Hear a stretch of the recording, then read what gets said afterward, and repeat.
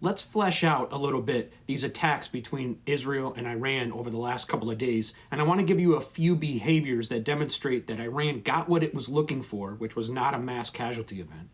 And then whether it's a big deal or not, whether it's different than any other issues that we've had locally between Iran and Israel, and then what's going to happen in the future. So first, is this a big deal? Is it an increase in escalation? And the answer is yes. And the reason is because for the first time, Iran has demonstrated that it would attack Israel from within its own borders. Now, this is in response to Israel's assassination on multiple senior-level IRGC members within the consulate in Damascus, which Iran considers its own territory. Technically, from a diplomatic standpoint, it is its own territory. So when Israel shot multiple cruise missiles, ballistic missiles into that consulate and killed those IRGC members, technically it shot at Iran. Now, we can argue over whether that was a good idea or a bad idea, but Israel went through a risk assessment process. They determined that those individuals that were at the consulate at the time, which is really also a military headquarters for IRGC, if you will, whether it was a good idea or not. And they determined that it was, and they were ready for whatever the response was. And the response came. So Iran determined that it needed to meet force with force. And that's one of the techniques, tactics, and procedures, the TTPs that we talk about, that Iran conducts when it is dealing with Israel. It wants to meet Israel on where it came from. So what I mean is when Israel shot from within its own borders, Iran was going to do the same thing. And that's exactly what it did when it fired nearly 300 different munitions at Israel the other day. Between the Shahed one-way attack drones, land attack cruise missiles, and the ballistic missiles. So it is an escalation because it's the first time that Iran decided to fire at Israel, not with its proxies, and from its own property. The issue here is now they can't walk that back.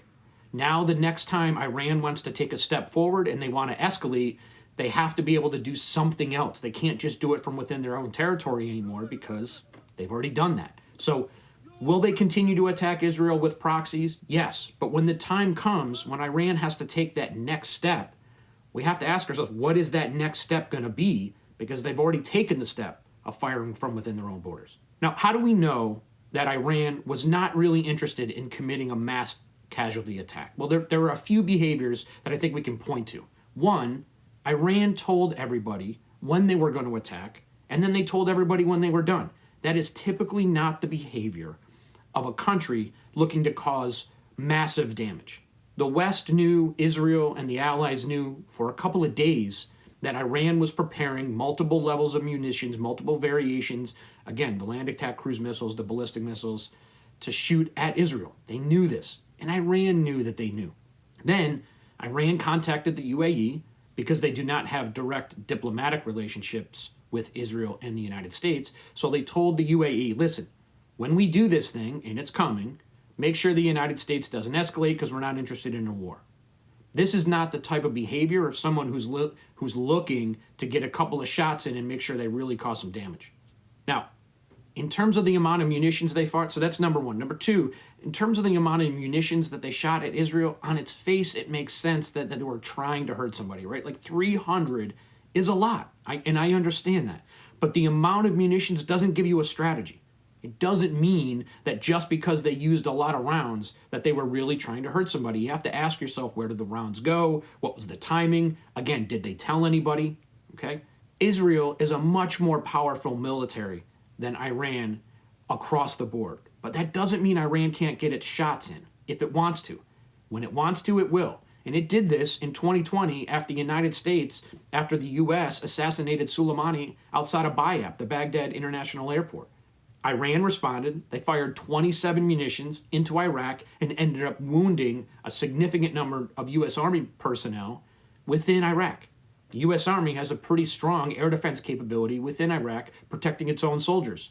Did they hurt Americans? They did. If they want to be able to do it, they can. They can't win a war against Israel, but they definitely can get their shots in when they want to take the time and they want to put in the effort. They didn't do that here.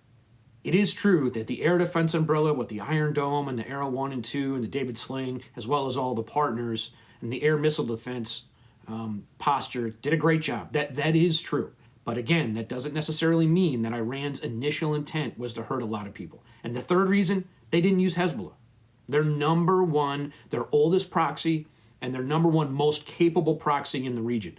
They did ask the Houthis, and the Houthis did fire some rounds from Yemen, the southwest and the western portion of Yemen, into Israel. That is true, but they didn't use Hezbollah. If they really wanted to hurt Israel, Hezbollah wouldn't have been involved. History demonstrates that. Now, so if it wasn't out there, if Iran wasn't really interested in hurting Israel, what was it trying to do, and what did it get out of it? Right? What was the real benefit? Well, first of all, there's four reasons here, four benefits that they got out of it. One, it did demonstrate an increase in escalation. They thought Israel escalated, so Iran escalated, and they shot from within Iran. That's a benefit. They were able to demonstrate to their proxies and to the people that provide funding to Iran to conduct these attacks that they were willing to take that next step. They did that. Two, it learned a great deal about Israel's overall air defense and air missile defense capabilities.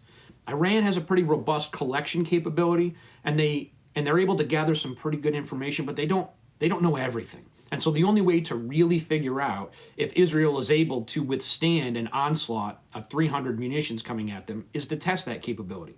So they did, and then they were able to learn how strong Israel's air defense is, how they conducted it, which weapons fired at which time. They're going to gather all of that information. That's great intelligence collection capability, or that's a great intelligence trove for Iran.